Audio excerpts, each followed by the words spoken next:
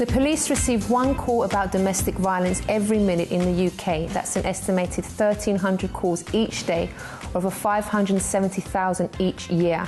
However, according to the British Crime Survey, less than 40% of domestic violence crime is actually reported to the police.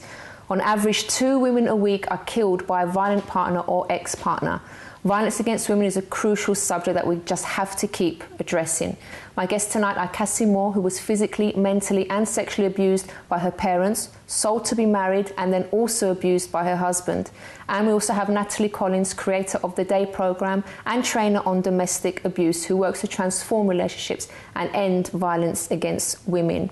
Later on, we'll also be having our regular Monday slots featuring a good cause, and I'll be answering a question from a viewer in a dilemma in the What Would Chrissy Do section. If you want to get in touch at any point during this show, please do. You can give us a call on 020 7686 6300 if you have an experience you'd like to share. Maybe you're a survivor of domestic abuse and you'd like to share your story, you can give us a call as well. If you want to email, you can do so on chris@chrissybshow.tv. But first, let's introduce our first guest, Cassie Moore. Good evening, Cassie. Thank you so much for joining us. Thank you. Okay, so you were telling me earlier this is actually the first time you're going to speak about your story on TV. Yes, that's right, yeah. Okay, then, so you've been through hell. Yes, I have. But I have to say, you are very bubbly, and I can see you've really come through everything that you've been through, and you're rebuilding your life, which is great. Yeah, I think is great. But we'd like to know what happened. So I know it started quite early on, didn't it? Well, it did, yeah. I've been asked the question, when did I first experience abuse? Mm-hmm. And I can honestly say that I don't ever remember not experiencing abuse. My first recollection of it would have been from the age of 4. 4 years old? Yes. I lost my virginity when I was 8. And I was very physically abused by my mother. And horrendously, by my mother physically, and very much so sexually by my stepfather on a very regular basis. Did your mum know about the sexual abuse? Yes, she did, but she chose to ignore it. She chose, for whatever her reasons were, not to get involved in it, not to pass any remarks, and she just chose not to. Mm-hmm.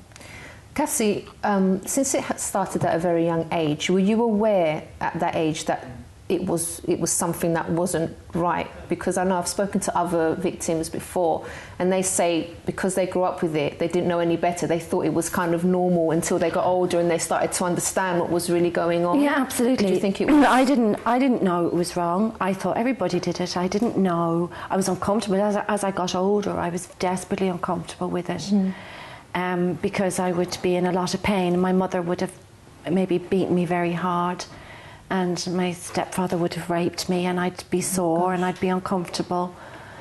And I struggled very, very much at school. I couldn't concentrate. I lived my life very much on the outside looking in. Did you ever tell anyone? No, because as far as I knew, everybody was doing it. I didn't know until I got older that something was wrong, that no, not everybody does it. This is not normal. This isn't, you know, how things should be. How did you feel when you actually found out that this wasn't meant to be happening? I felt dirty. I felt disgusting with myself. Yes, I felt it was all my fault because I didn't know. Yeah, I totally blamed myself because I was doing something that was, as the word we use in Ireland is bold. I was doing something terrible, and it was my fault because I should have known. I was dirty. How old were you at this point? I suppose I would have been maybe 13 or 14 before I realised it was wrong. I would have been about that age. That's so sad that after all of that you still, then you end up blaming yourself. Yeah, absolutely. When it was nothing to do with you at all. I totally blamed myself. The self-hatred I felt was horrible. And to me it was totally justified. That was the way I should feel. How did you, for want of a better word, how did you cope with all of this that was going on? My way of coping was, well, as from a very young age, I developed this knack of detaching my head from my body.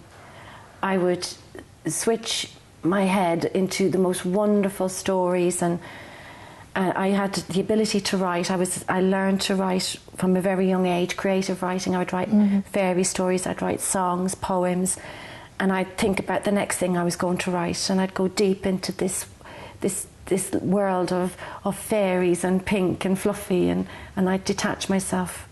And that was the only way I could cope with it as a child. How often did these things used to happen? Gosh, it could happen anything up to 3 times a week, up until the age of 16, and then I was sold. Sold? What do you mean? I was sold to be married to... how did that work? I mean, Well, what had happened was I was seeing this gentleman. He was a bit older than me, and I was seeing him as like a courtship.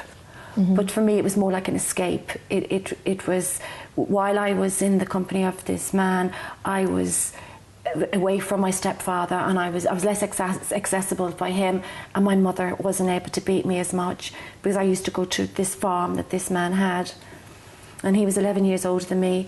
And did you ever tell him what was going on at home? No, I never spoke to him about it. I switched off. You know, I just completely switched off. That wasn't happening. I lived, from a very young age, I learned to live in denial, and that's what I did. And he used to joke around, oh, one day I'm going to marry you. And I didn't think too much about it. And one day I was up at my mother's house, and I was called into the kitchen, and he was stood shoulder to shoulder with my stepfather. My mother was waving a marriage certificate, a consent form in her hand. Says, you're getting married. And she showed me the consent form. They'd signed me away.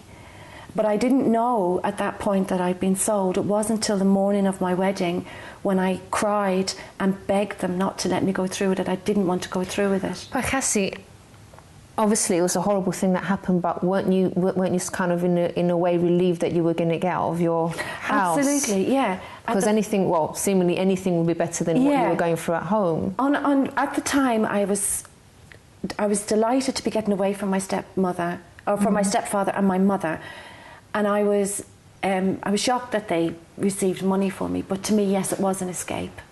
How did you feel towards your parents? I loved my mother with all my heart. Really? I went out of my way to try and win her love and her approval.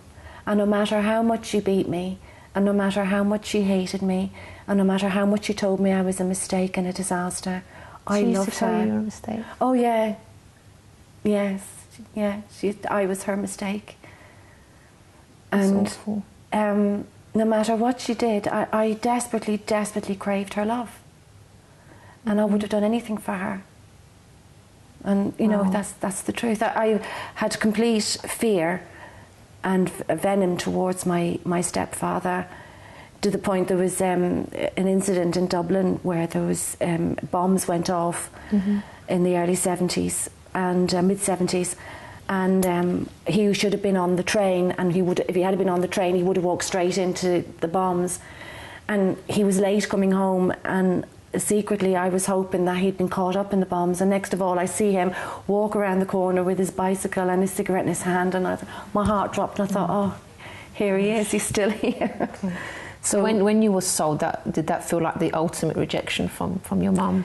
No. Or did you still hope that you could maybe have a relationship with her? Oh, no, it wasn't, no. Because I was still living in denial. I still desperately lived in denial. It wasn't until a few years later, when the truth came out about the abuse, my stepfather acknowledged that he did abuse me. My mother slapped me in the face and called me some unsavoury names and told me she never wanted to see me again. How could I sleep with her husband? And said she never ever wanted to see me again. That was the ultimate rejection. Okay. That was like, oh my God, she really, really doesn't like me. She really doesn't want me. Okay, so I'm a bit speechless here, because I'm just thinking about young girls now that are watching that don't appreciate the good mums that they have. when you've been please through? do. So, you know, If you've got a mum, sometimes you I love hear her. girls moaning about their Yes. mum, and mum's always on my case, she doesn't let me do this, or I want my freedom. But it's like these mums care, they love you, and hearing this, imagine, look what she went through. Look at how things were. She wanted her mum to love her. She wanted the attention from her mum. And you at home, sorry to say, you at home that have that love from your mum, cherish it. It's something so precious. It is, absolutely. Isn't it? And I would say that I remember my friends when we were younger, the same thing. Oh, my mum, this, my mum. And I always said to my friends, love your mum. Yeah. Because what I wouldn't do to have my mum and her love, I would have done anything for that. Cassie, tell us about then how it was with the farmer, getting married to the farmer. Well, we had a normal life. I mean, it wasn't any fireworks or anything like that. I was too young to understand or appreciate. So you were how old, sorry, again? I was 16. 16 when you married, okay. I mean, my friends would come down from school and we'd take cushions out onto a lawn and we'd do acrobats and tumbles. We were still kids, because that time in the early, very, very early 80s in Ireland, the girls were girls, you know, we were with children for a lot longer than they are nowadays. Not like today, absolutely not. And I wanted to go back to school and get some exams, and he didn't want me to go back to school. And then the ultimate came. I found him in bed with somebody when I was 7 months pregnant, and that was horrible. That was really horrible. Did you have any feelings for him? No. Nothing at all? No. No, okay. No, I was too young. I wanted to do lots of other things. I wanted to go to school. I wanted to experience life like any teenager. You know, I wanted to go dancing, which I did. I would climb out the window and I'd sneak out to dances and I would do things like that, because I just wanted to do normal things that teenagers did. And then I met at a gig one night. I met who I thought was the man of my dreams. What was he like? He was like a typical rock star. He had the long hair and he had the rock star looks, and again, a lot older than me. He was 18 years older than me. Swept you off your feet? Swept me totally off my feet. Promised me the sun, moon and stars. Decided to go to London. We arrived in London. So you got away from the... Yes, because at that time I was, my then husband was, that marriage was completely over, especially after he'd slept with somebody. I found him in bed with somebody. My mother and stepfather were giving me so much aggravation, and I just felt this is another escape. So off I goes to England, and we were getting on fine. I mean, I thought I was totally in love. And within a couple of weeks... What was it about him that attracted you? It was the fact that he listened. I'd never had anybody listen to anything I said. He was actually interested in what I had to say. It was... His life was so colourful. He'd mixed with famous rock stars. And seemed exciting. Oh, absolutely, totally exciting. And a world away from anything I'd ever known, you know. And I had this vision I was going to come to London and I was going to have that sort of lifestyle. Well, no, I wasn't going... I didn't have anything like that. And within, I suppose, I reckon about a month of being over here was when the first slap came. So you were living together? We were living together. I had got a job, and I was down the road from where we lived, and it was working in a sandwich bar. And he would take me to work every morning. He'd walk me to work, and he'd stand outside about 20 minutes before I was due to finish and collect me. And of course, being 21, I thought, oh, he loves me. You know, he's given me all this attention. He loves me. And some of the girls in the shop told me, he said it was creepy. You know, that's not normal. He's possessive. I didn't see it as that. You saw it as him caring about you, and the other girls don't have this. Yeah, and he'd send me bouquets of flowers. I'd never had flowers before, and I was like, oh, he must really love me. And it wasn't. It was so territorial. It was the control thing, and it got to the point that I totally believed that I could not survive without this man. I couldn't make a decision without him. Is this all before the first slap? Or even after? It was after the first slap. The first slap was absolutely shocking, because I thought, how could he do that to me when he's supposed to really love me? But what happened that he... It was because I'd been working in a sandwich bar, and some guys had come in. He'd come to collect me early, like he'd done, and he saw me and the other girls having flirtatious banter with these guys. Yeah. And on the way home, I noticed that his whole body language and everything was different. And I thought, you know, get a grip, Cassie. You know, this is not your stepfather. This is your boyfriend. He loves you. But you recognise the same sort of behaviour. Yes, and the same feelings within myself. That must have been scary. Yeah, it was the same. What I recognised more than anything else was how I was feeling towards him. That same fear. And we got home, and he started questioning me. And I answered the questions, and then he kept on and on. So then I ended up getting twisted in knots. And then he said, well, that's not what you said. You didn't say it that way. And I'd have to keep repeating myself to the point I didn't know what I was saying. And he just got very, very angry, and he just slapped me across the face and pushed me onto the bed. The slap, because it was a studio flat, we lived in, the bed was there. And he slapped me and put me on the bed, and then he stormed out. And I just sat there shaking. And I thought, oh my God, this is what I've left my life in Ireland for. And he came back very apologetic, and then, you know, just went on and on and on. So Cassie, that was the first slap, right? Because many more were to follow and much worse things happened, but we're going to be speaking more about that after the break. But if you do want to get in contact as well, you can email Chris at chrissybshow.tv. Join us after this break.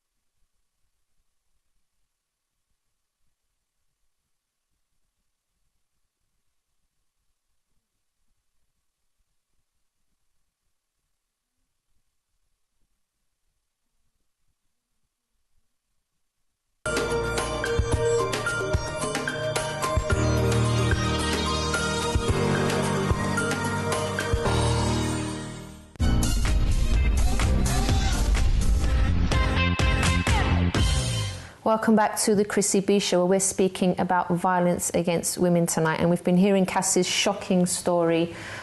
She was sexually, physically and verbally abused by her parents. Then she was sold into marriage. And then she got to the point of telling us that she met someone who she thought was wonderful, and he ended up abusing her too. But also joining us now, I have Natalie of the Day programme, who's also going to be shedding some light on this, because she works with these things on a daily basis and helps women all over the world, right? Yes, hello. Good evening. Thank you for joining us as well. Hello, it's lovely to be here. So how do you feel listening to Cassie's story? I mean, firstly, it's just utterly heartbreaking, and it makes me so angry that we live in a world where nobody helped you, you know, where nobody challenged that, and I think where people can behave that way towards other people on a constant basis, and there's nobody challenging, there's nobody stepping up and making the difference for children or for adults. And that's why we are having this programme, and I'll continue doing programmes like this, because we really need to get the message out that people need to speak up and get help as well. Right, Cassie, tell us about the wedding day, because you told me earlier you endured actually 10 years of abuse from this man. Yeah. But then you still married him. Well, I did, yeah, because by that time we had 4 children, and I felt totally trapped.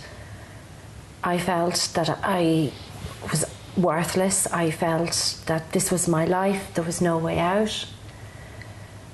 He promised me the sun, moon, stars. He promised me that he was going to change. He promised me Did you wedding. believe him? Oh, absolutely. I wanted to. You see, the thing is, in my heart I knew he was lying, but I wanted it so badly. I wanted the family.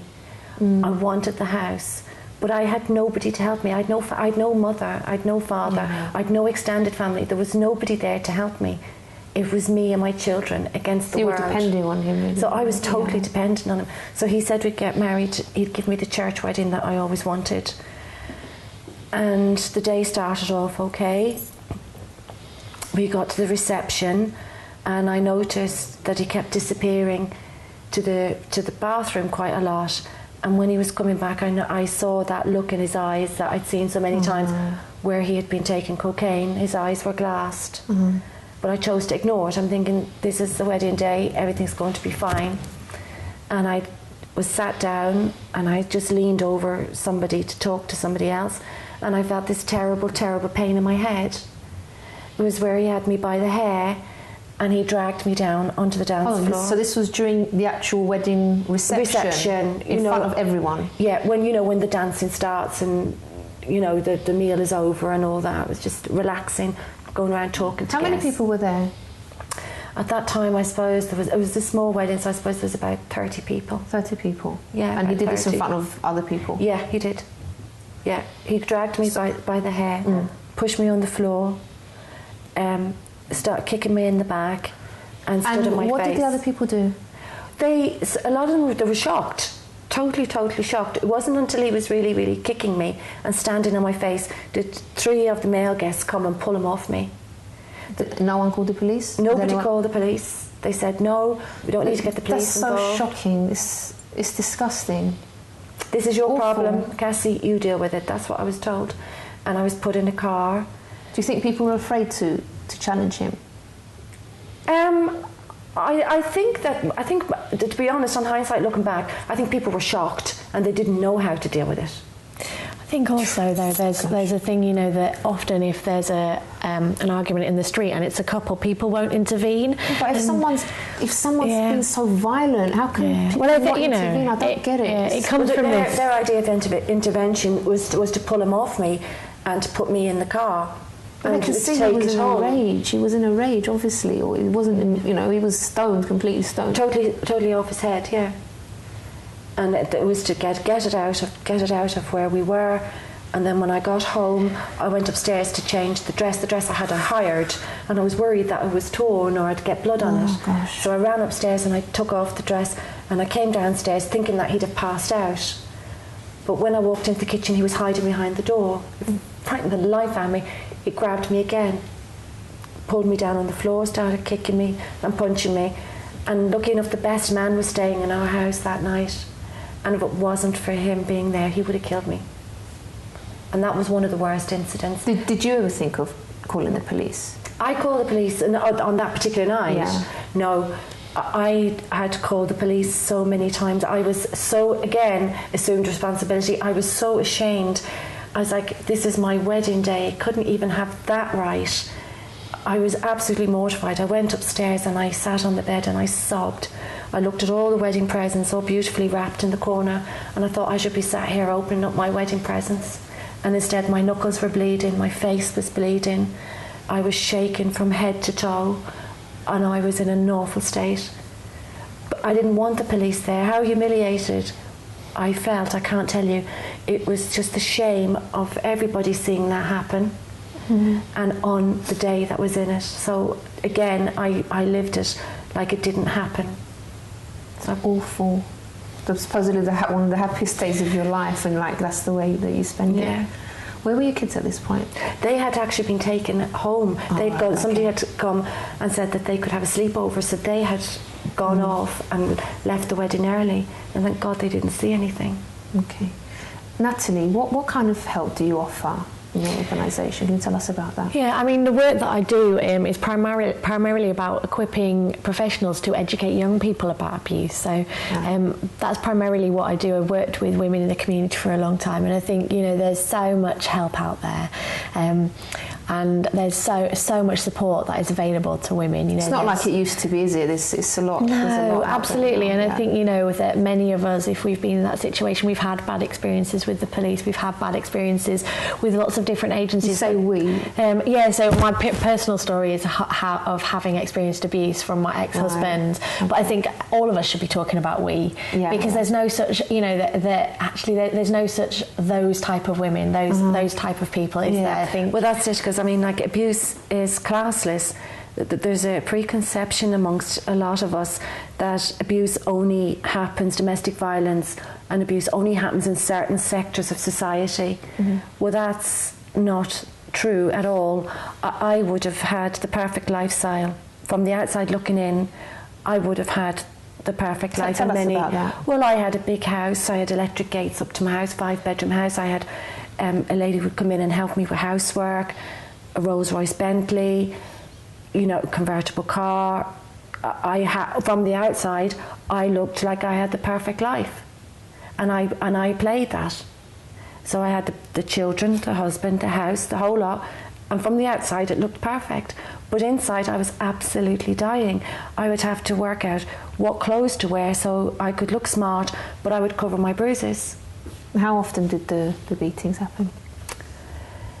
The beatings, towards the end, they actually got less. It was more the verbal and emotional abuse. And that was, I think, even more damaging than the physical abuse. The physical abuse leaves you traumatised for a day or two, you know, because you get, however long it takes your injuries to get better.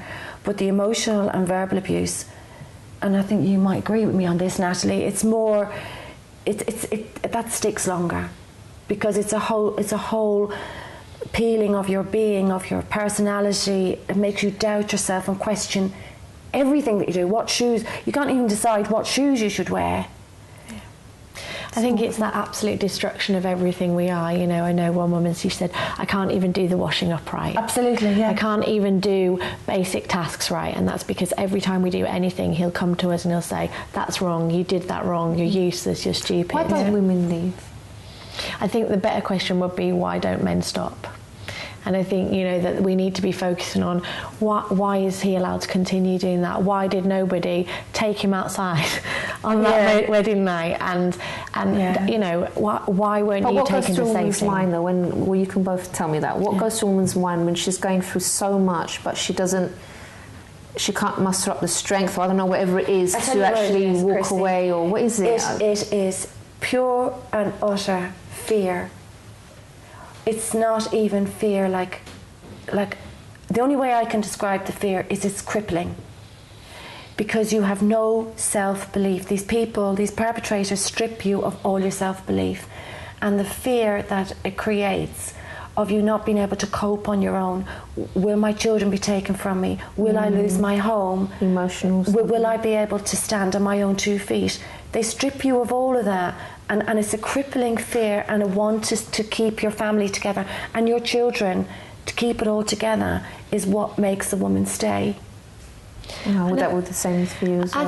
I think that society tells us that single mothers are the bottom of society. So, you know, we're constantly being pressured by society into staying in that situation. It's not only that he's telling us we're useless, we're going to be told that our status goes down, we're not really worthy. You know, if we've been used to being financially secure, going to financial insecurity, it's not superficial. We actually don't think we're going to be able to provide for our children. He might have done things that he's going to be able to use against us. He might have taken pictures of us naked and say, I'm going to put those on the internet. So, you know, and the biggest thing is, you know, we love this person. We love them, and if this time they could change. Work? I'm sorry, I don't mean to ask stupid questions, but how? Because they're charming. How? They're charming. Does it happen? The apologies that you get, the heartfelt sorries, and then but they have created makes this me neediness. So angry. It makes me We've all done it, haven't we? All, like... when we were young, we've all sat in a pub and a wine bar many years ago in our youth, and we've all said, if my fella ever raised his hand to me, yeah, that's true. How many of us have said that? Yeah. But believe me, when it happens, it's different. It's completely different, because you are in love with this person, and you want to make your relationship work. And I think sometimes people think the worst thing about being in a relationship with somebody who's choosing to abuse us is the abuse, but actually the worst thing is that he pretends to love us. And I think that's actually more powerful than any amount of beatings, is the person that loves us is continuing to behave in that way. And if we could just understand why, we could change it. And we believe that because then we feel we have some power, and that's the reality of abuse, isn't it? That we don't have any power. But you made to think you've got power, that I can change him. I can be the one that actually makes this man change. But in effect, he's the one that's got the power over you. And that's the foundational reality of abuse, is the power over somebody and the desire to control. So if we're in a situation where we're feeling we're very powerless, and we're feeling like someone's got control over us, and we're feeling controlled, that is when we need to be thinking this is abuse.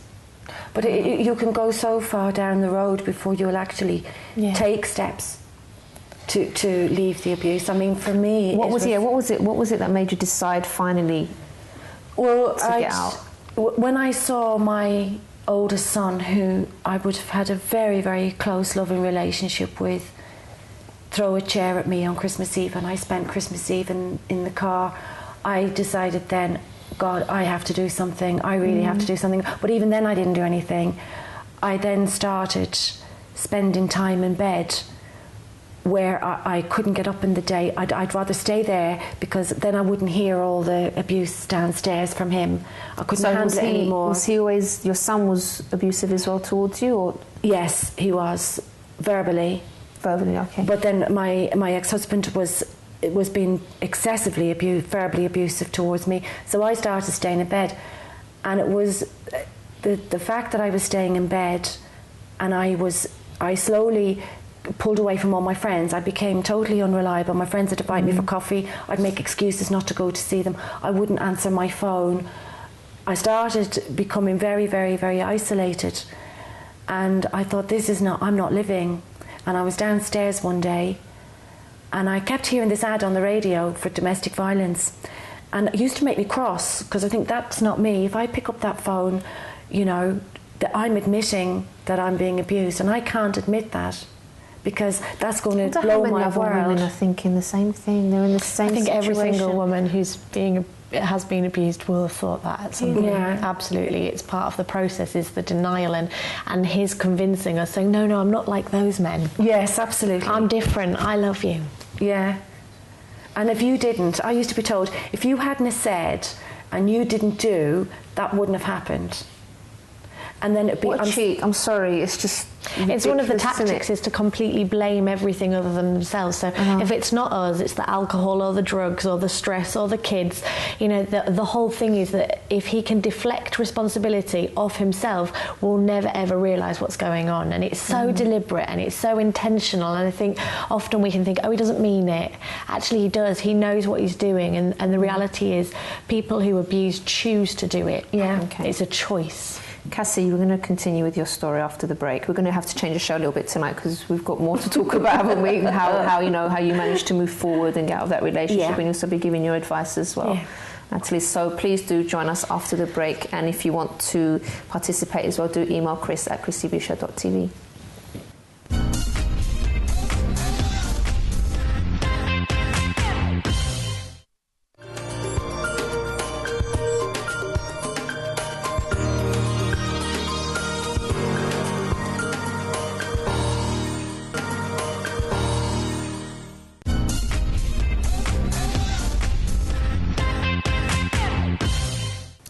Welcome back. Now, before we continue speaking to Cassie and Natalie, let's just feature this good cause that we visited.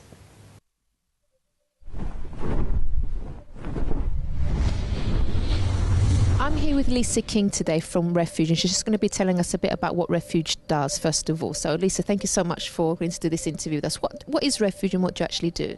Thank you.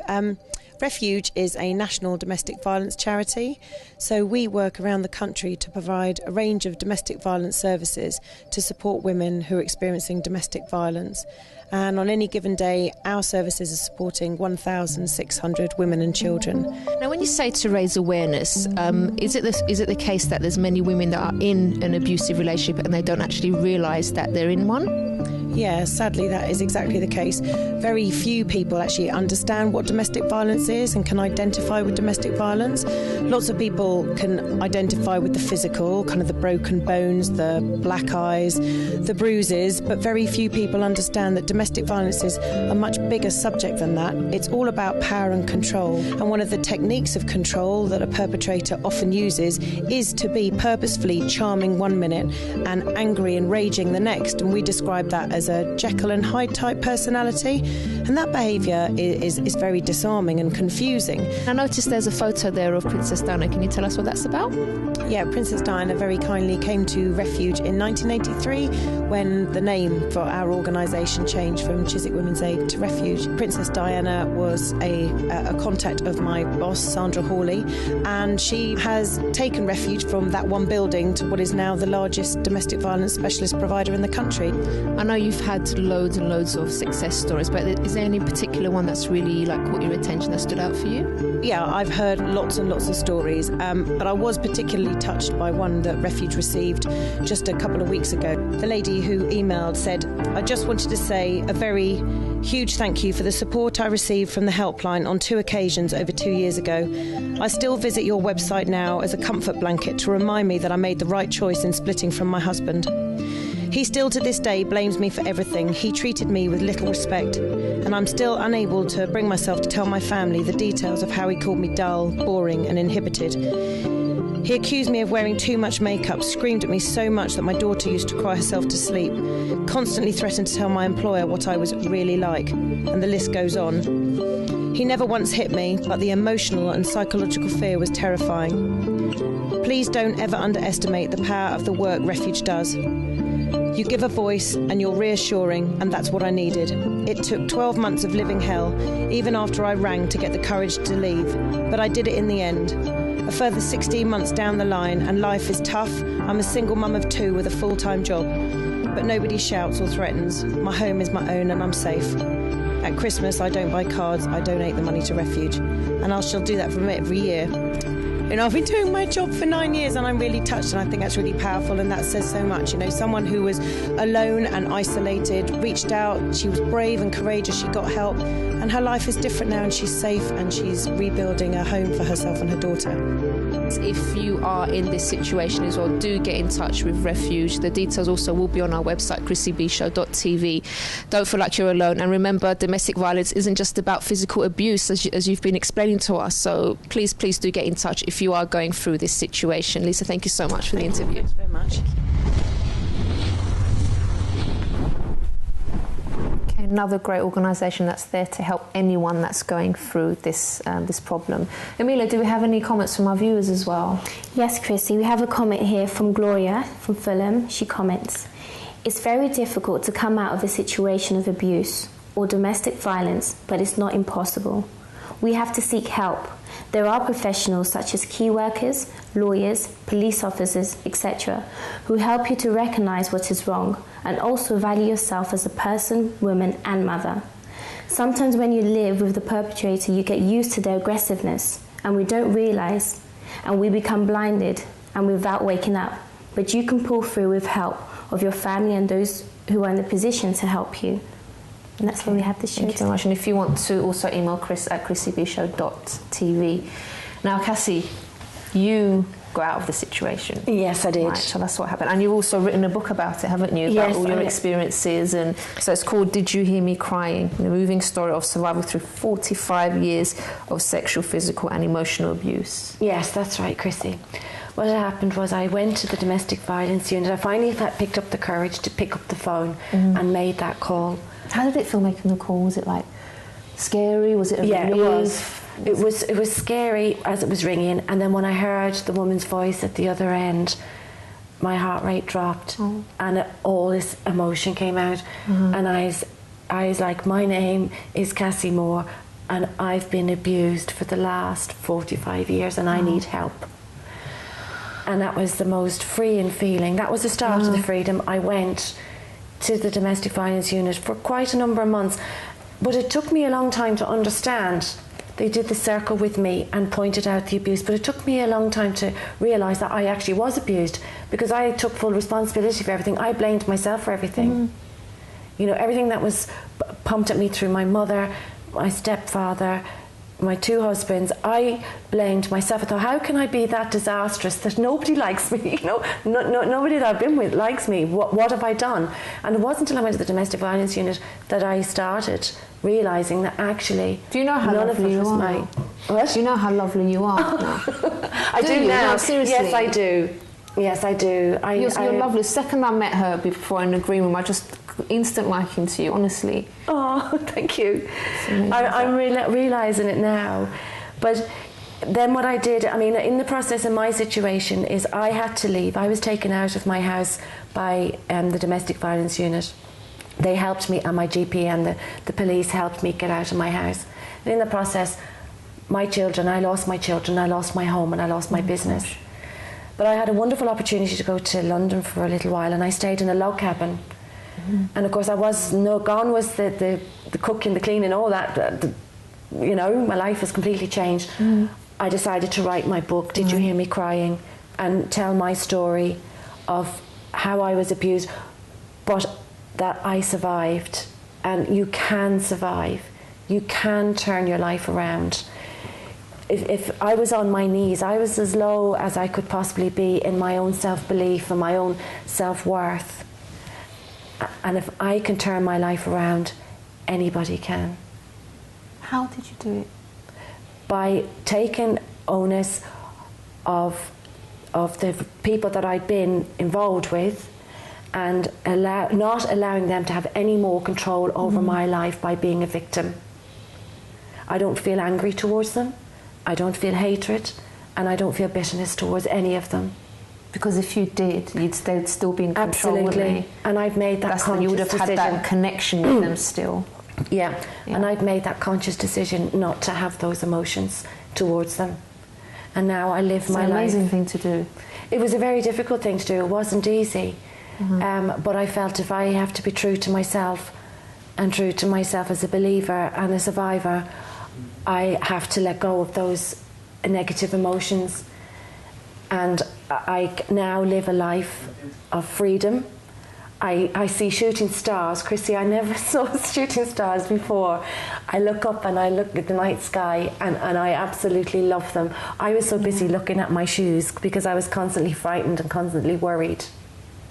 You know, I mightn't have a lot of material things, and my relationship with my children is a little bit fragile still, but that is going to be mended, and it is mending. The thing is, they're going to see me as a strong woman, and I've broken the cycle of abuse, and that can only be a good thing. As difficult as things have been and as traumatic as they have been, all is good now. And what I want to do now is be the voice for all the women out there that's being abused, that's being hurt. If somebody is hurting you, pick up the phone. If somebody is making you cry, pick up the phone. Don't be frightened. If you can't speak to an agency, you feel that and too intimidating, speak to a close friend. If you know of somebody that's being abused, don't be judgmental towards them, just be an ear. And if you are being abused, don't worry, you're not going to lose your home, You're not going to lose your children. Nobody's going to judge you, and nobody's going to make you do anything you don't want to do. Just pick up that phone and speak to somebody. Let somebody in and let somebody help you. Okay, it's a very strong message. I'm sure this is helping loads and loads of women right now.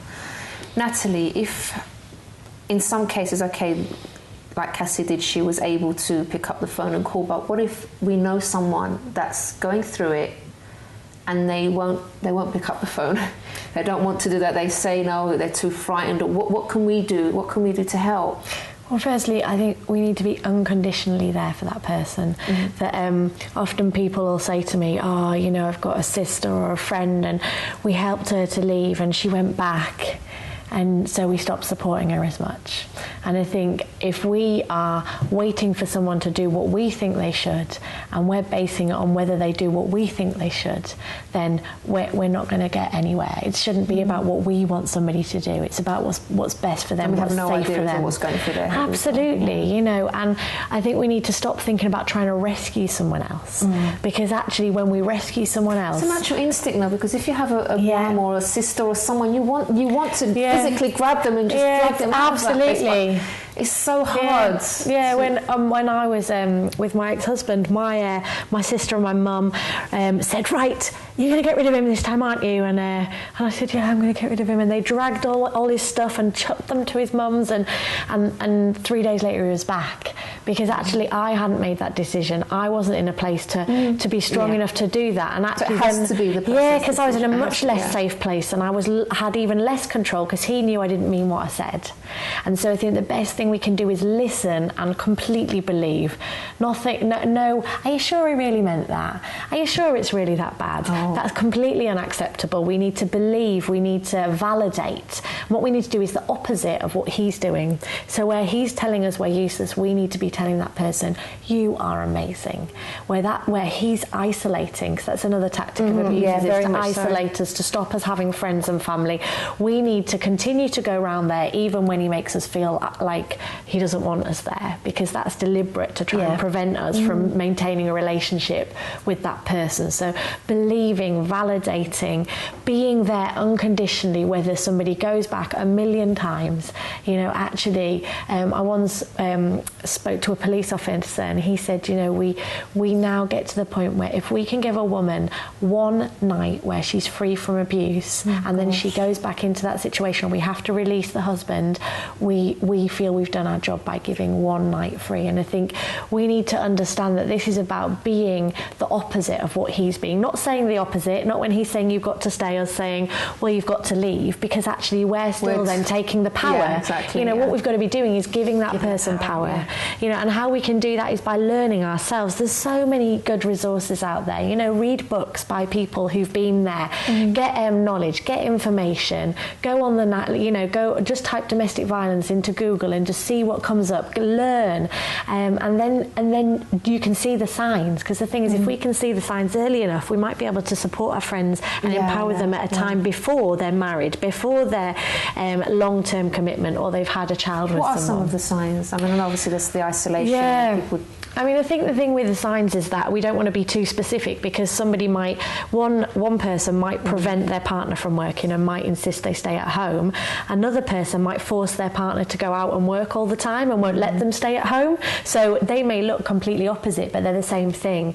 So I think, isolation, if somebody is being prevented from seeing people, and we might not know that, they might just suddenly not see us as much. And obviously in the early stages of a relationship that can be normal, can't it? That's normal, but it's about whether there's kind of control and isolation coming in. There's lots and lots of resources out there where you can read up on some of the different things that might be going on. If somebody suddenly completely changes their values or belief system, where one time they were very honest and very available and really good friend, and suddenly they're not able to be there as much. And then often what happens is our friends just think, oh, she's changed now, she's got a partner, and rather than seeing, actually, we're not choosing to change. I think also as well, if you have a close friend or a relative, we know each other quite well. It's the change in their body language, that withdrawn. I know from they're myself, not themselves anymore, not that bubbly. No, very little to say. Cautious of how they say things and about what they say. and their whole body language is different. I remember, like, when I collect my children from the school, I'd hang back.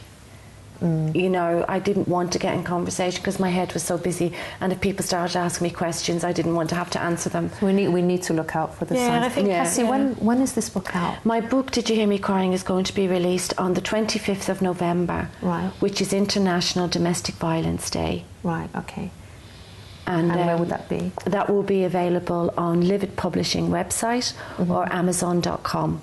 Okay then. So speaking of, it's an event that's going to be held, that you're saying.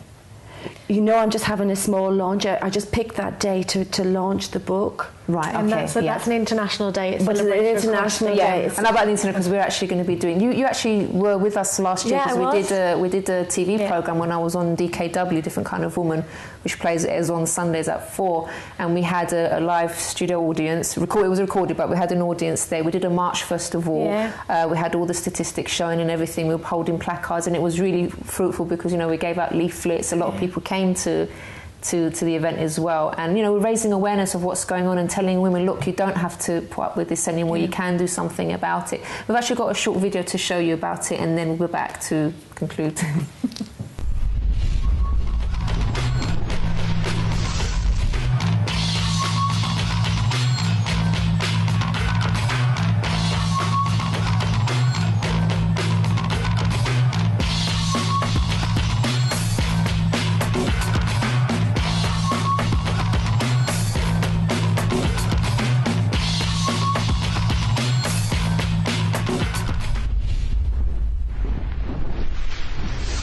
And the good news is we are actually going to be doing the same again this year. We're going to be having adverts all over this channel for you to get involved as well. So you want to give your support as well, please do join us. We're going to be giving more details about that. And, we all need to pull together for this, don't we? Yeah. But we do, because if we don't all sort of take onus of it, we're protecting perpetrators.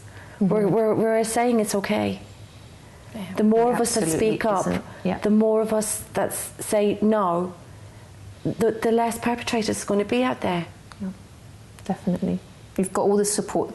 Please, if you are going through this at home, you've got all the support that you need. There's lots of organisations that will help. We're here for you as well. You can read Cassie's book as well to get that, that strength. We've got Natalie's organisation. There's so many things, avenues that you can go down to get help. So please, you're not alone, okay? We do have to end the show, unfortunately. I'd love to keep you here another hour, but there's another programme on after this. Thank you so much for sharing your story, Cass. I think you're amazing. And thank you so much for all the work that you're doing as well. Okay, so the Chrissy B Show will be back again on Wednesday. We're going to be speaking about inspiring women. Now, I was going to announce the winners of the competitions that we had, but I'll do that on Wednesday if you don't mind. But join me again, and I'm sure we're going to have a great show. Bye-bye for now.